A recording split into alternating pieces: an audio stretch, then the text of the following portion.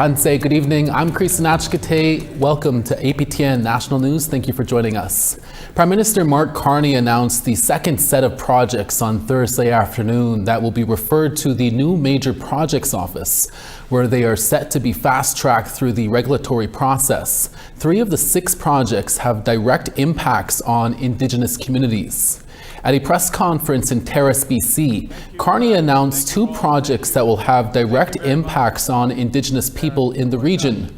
Sea Lism's LNG is a proposed floating liquefied natural gas export facility located on a site owned by the Nisga'a Nation in northwest BC.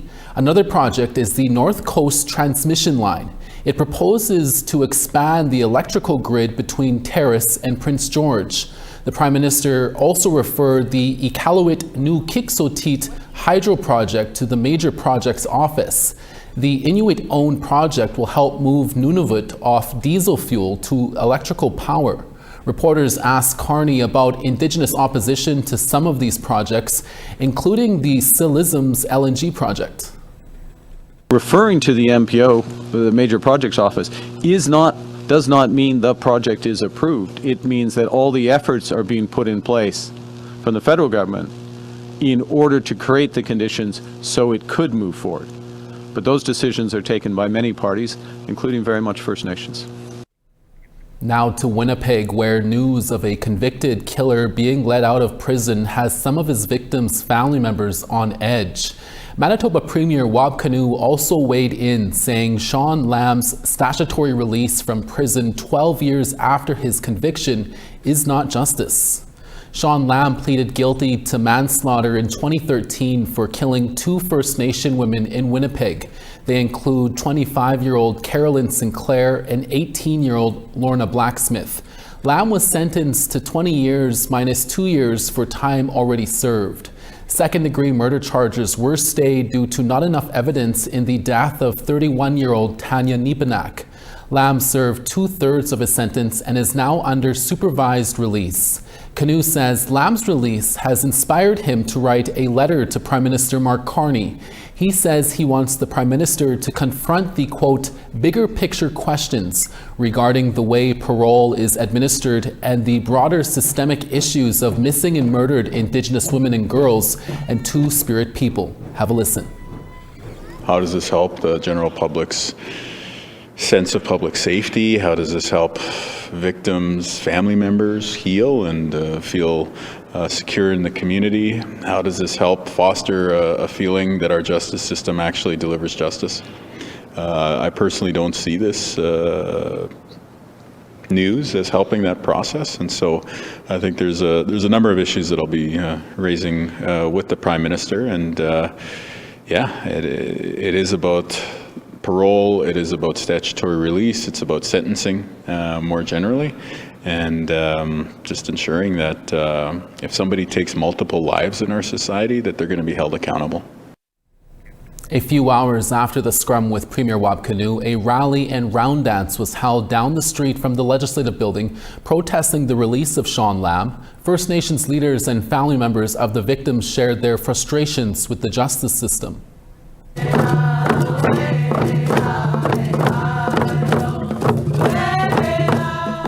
About 100 people came out in support, closing down Winnipeg's main street with healing drums and dancing.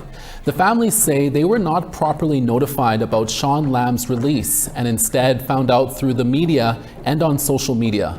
They say Lamb should not be out of prison. Paige Papanicus is Lorna Blacksmith's sister, the 18-year-old First Nations woman who died in 2012 at the hands of Lamb. Papanicus says the rally is advocating for all women, not just First Nations, to be safe following Lamb's release. And here we are again today, gathered here because our women can't get justice. Today, a serial killer was released on the streets. Yes, he has a bit of conditions, but he's still free on the streets. We need to stop being walked on. This man getting out, that's a slap in the face and saying, hey, go do it again. That is not acceptable. Now to BC, where APTN's Tina House brings us an in-depth report on the Cowichan land claim decision and what it means for both sides of the issue. It all started in 2019 when the Cowichan tribes decided to go to court to fight for their traditional territory. And in August of 2025, a British Columbia Supreme Court judge ruled that the Cowichan tribes have Aboriginal title over this 5.7-kilometer piece of land.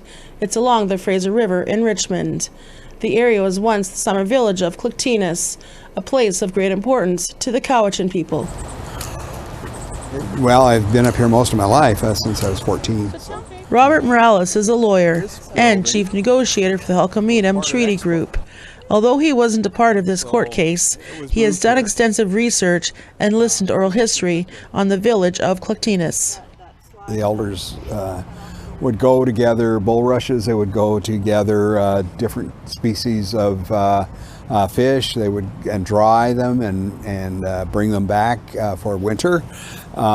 They would go and gather mountain goat wool for making blankets and things like that. So as I say, there were resources there that weren't available here, and so it was a natural part of the rounds that they made in terms of their traditional territory and how they made use of it. Now, the court's decision to grant Aboriginal title to the Cowichan is being appealed by the city of Richmond, the province, and the Musqueam Indian Band, who also claimed the area as their territory. We respect the decision of the Cowichan Nation to go to court to seek clarification. They were seeking a resolution with government for more than 30 years, and I understand why they decided to go to court. And at the same time, we have obligations both, I believe, to the Cowichan people about the injustice that was done to them, and also to private property owners in the province to provide clarity to them. We believe that the judge made some very serious errors in relation to the private property owners in Richmond, including the fact that they weren't even notified. Landowners are scared, confused, and angry that the city of Richmond didn't tell them about this land claim. There are fears that the Cowichan tribe will kick them out of their homes now that they have title to the area. At this recent town hall meeting, homeowners had a chance to ask Mayor Malcolm Brodie some questions. I'm asking you. You're the mayor. You're supposed to know everything that's going on in Richmond. I pay my taxes to you. Why did you not reach out to us? Why did you not send a letter? You send me a letter telling me there's going to be a hearing at City Hall, okay, with no real details. It's supposed to be information. Tonight, I've gotten zero information aside from what's on this little piece of paper, which is on the website already. So why didn't you reach out to us earlier? Do the lawyers want to address that one? Yes. No, cool it, guys.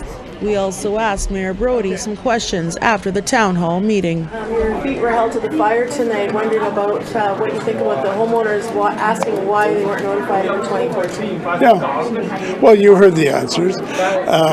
We've been working very hard on this case. We have gone through over 500 days of court hearings. We waited for the decision for 2 years before that. Application was made to have the plaintiffs give notice to the landowners. The court said it wasn't necessary, and so here we are. The Cowichan tribes have been advised by legal counsel to not discuss the matter, but recently released this statement saying they were not going to be taking private homeowners' land. The Cowichan Nation's court case regarding their settlement lands at Cowichan and Richmond has not and does not challenge the effectiveness or validity of any title held by any individual private landowners. The ruling does not erase private property. However, Hereditary Chief Shanna Thomas from the Laxin First Nation spoke about the issue at a recent news conference in Vancouver. This decision has really highlighted, I hope, for Canada and British Columbia, the need to invigorate the BC treaty process and the need to advance that process to conclude more agreements, because that is how we get certainty. That is how First Nations get constitutional protection. Go back outside. There you go. Angela Smith owns this condo that she rents out within the affected zone of the land claim. She is very concerned and only found out about this decision 3 weeks ago. She also attended the town hall hoping for answers. Did they offer any more information that we already had? Not really, just basically that it's all going to court and they're going to try to make it work out, but it could be a long time, 4 to 5 years to minimum. And back in Duncan, BC on Vancouver Island, the home of the Cowichan Nation, Steve Sweetzel is a member. He says there are other nations also involved in this decision. It's the Cowichan group, which is several different First Nations that are part of this Cowichan decision. Penalakat, Liaxin, Halalt, and Cowichan. So they're all part of this case. So for me, having some knowledge of the treaty process working back in the 90s for the Halkidiki Treaty Group, I was apprised and understood what was happening back then when this was being brought forward and virtually nothing was happening. So it's fascinating to watch how it's gotten to this point. The decision is now being appealed, but tensions are still high for the homeowners, despite reassurance from the Cowichan tribes that they will not be taking over their homes. Tina House, APTN National News, Duncan. Our Truth in Politics panel is up next with our Dennis Ward. We'll be right back.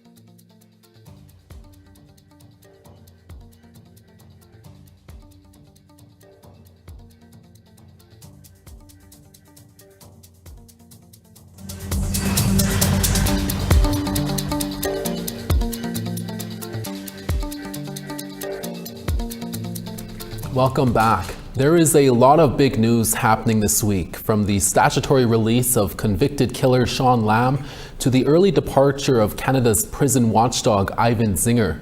Those are our two topics on this week's Truth in Politics panel. Joining our Dennis Ward, as always, is Negon Sinclair, a columnist with the Winnipeg Free Press. And helping us out this week, Mi'kmaq lawyer and professor Pam Palmater. Pam, thanks for helping us out. Negon, thanks for being in studio. We'll start with you, Negon, and with Shawn Lamb and his statutory release, which has no doubt caused a lot of outrage. Negon, your thoughts on this? So the real problem with this case has always been the circumstances in which Lamb was found guilty for manslaughter. The sentencing for Lamb is pretty much on average, in fact, a little bit higher than average for manslaughter cases at 20 years. And serving 2/3 of that sentence means that he is up for parole. The real problem, of course, is that this was a situation of not just murder, but likely first-degree murder. And the fact that the case wasn't been able to take that to that full maximum sentence leads exactly to the things that many advocates here in Manitoba have been talking about for a long time, is that it's not just good enough to find people guilty. It's important to articulate that this was a systemic, a planned, and also something in which people, upon achieving violence or asserting violence on Indigenous women and girls, have almost little to no remorse about it, and they're not held to account. So in many cases, like for example, we are still searching for the remains. It is a endemic epidemic on society, and it is a condemnation on all of us that a person like this will now go free. Pam, from what we understand, none of the families of the victims were informed ahead of time. Did the Parole Board of Canada handle this improperly? I think so. And here's the thing. I know that our society is trying to balance all of these rights and laws and all of that when it comes to incarceration and convictions and things like that. However, knowing that he is a threat, a very serious life threat to Indigenous women, knowing that the families are probably worried about the safety, no notification is just one part of it, but the second part is, what is the system doing to protect the families from retaliation? What is the system doing to provide extra protections, knowing that they're releasing a significant risk to the community? And that's always my concern, far and above notifications, because what are they doing to protect Indigenous women and girls, knowing that there's a very serious risk here and that there may be other things that come up in the future? And this is always, this little area here is always where the regret after the fact serious incidents happen. And then people are saying, oh, but why was he released? Or why was there no protections? Like, it's no good after the fact. They need to upfront be engaging here. Negon, we're going to change subjects but stick with the prison system. And the federal correctional investigator, Ivan Zinger, held his last press conference this week and is leaving his post 2 years early. One of the reasons given was the government's failure to address the gross overrepresentation of Indigenous people in the federal prison system. There is almost no will in the current situation in Ottawa to deal with the issue of incarceration with Indigenous peoples. I have a great deal of respect for Gary Ndesangari and the portfolio that he has, Minister Ndesangari, to deal with this issue, but the fact is that he's getting no traction within the current framework, which of course is focusing far more in economic reconciliation, or whatever else we want to call it this week, working with Indigenous communities, instead of working with the long history of systemic violence against Indigenous communities. And we see that consistently and continually, that social issues, especially in the federal budget, just are not getting traction, are not getting attention. And I spent some time last week in Ottawa with Senator Kim Pate and heard all of the ways in which the uphill battle that she is working to try to deal with the issue of the over-incarceration of Indigenous peoples in the federal correction system. And the fact is that it's just not being dealt with. And so I'm not surprised that we're at a breaking point where federal federal bureaucrats and people who are supposed to be dealing with this over the long period of time just simply are not getting any headway, are getting frustrated. And on the issue of mental health, a really basic human need is not being addressed. And so I'm not surprised you see resignation like this. In fact, I'm surprised you don't see more of them. Mm-hmm. Yeah, Pam, the report that Zinger did release this week was about the issues Indigenous inmates face when trying to obtain mental health services and a lack of culturally based supports and poor continuity of mental health services upon release. Your thoughts on those findings? Well, they're significant, but sadly, they're the exact same thing that the Office of the Correctional Investigator has been saying year after year after year. Because keep in mind, before Ivan Zinger, Howard Sapers was in that office for many, many, many years. Every single one of his reports said, Indigenous peoples, this over-incarceration, it's because of discriminatory federal policies. It's a refusal of the federal government to take action. They're not getting the supports. They're not having access. They're being discriminated at every part of the system. And that's assuming even that they are rightfully convicted, because keep in mind, Senator Kim Pate released a report about these 12 women that were wrongfully incarcerated, and she said there's many more. Mm-hmm. So, setting aside whether or not they should even be there, the fact that they're going to stay longer, they're not going to enjoy early releases on parole, they're not getting these supports, and mental health is absolutely key. No one should be in prison because they're suffering from mental health issues. That's not, even judges have said, well, sometimes that's the only place to get supports. And that system is broken. So good on him for trying to make a stand, but we could literally just keep submitting the exact same reports. Several problems, whether it's Liberals or Conservatives or NDP, there is simply no interest in addressing issues around incarceration. And one of the biggest challenges are the organizations that represent prison guards and corrections officials. They are the first ones to push back every time we try to advance legislative amendments to address any of this, like, for example, the ability to have people who are convicted in their communities instead of incarceration. It's something that the Supreme Court of Canada said decades ago and said you need to look at alternatives to incarceration, but instead the incarceration rate just keeps exploding and getting worse. Pam, Niigaan, we're going to leave it there and continue the conversation over on the podcast. Thanks to you both. Thanks. Thank you, Dennis, Niigaan, and Pam. We have more news after the break. Stay with us.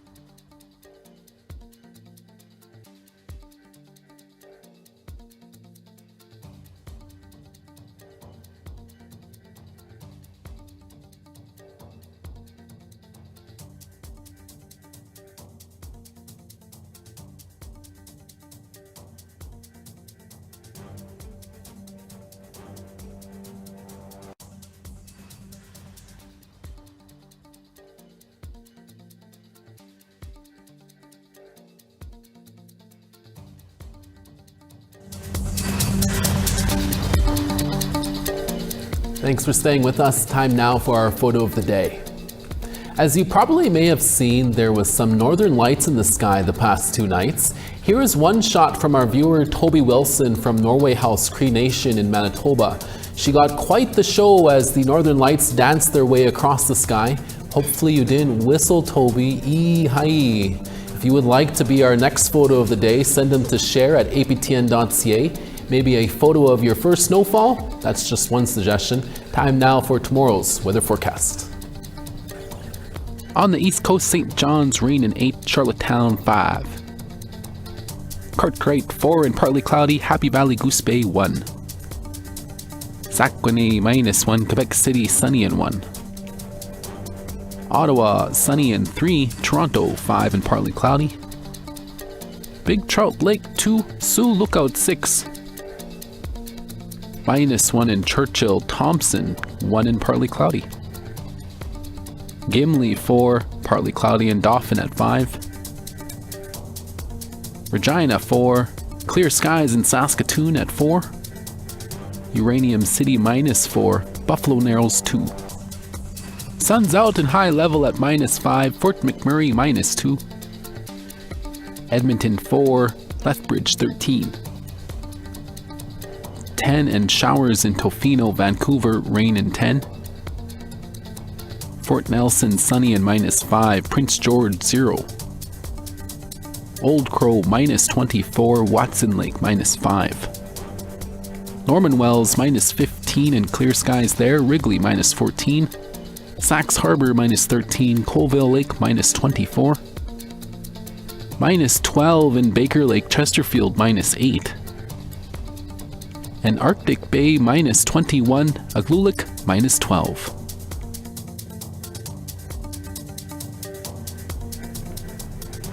It's Thursday, and that means our Nation to Nation host Karen Pugliese joins us now from Ottawa to tell us what's coming up in tonight's episode right after the news. Tonight on Nation to Nation, we're looking at the Prime Minister's big push on critical minerals and what it means for communities on the ground.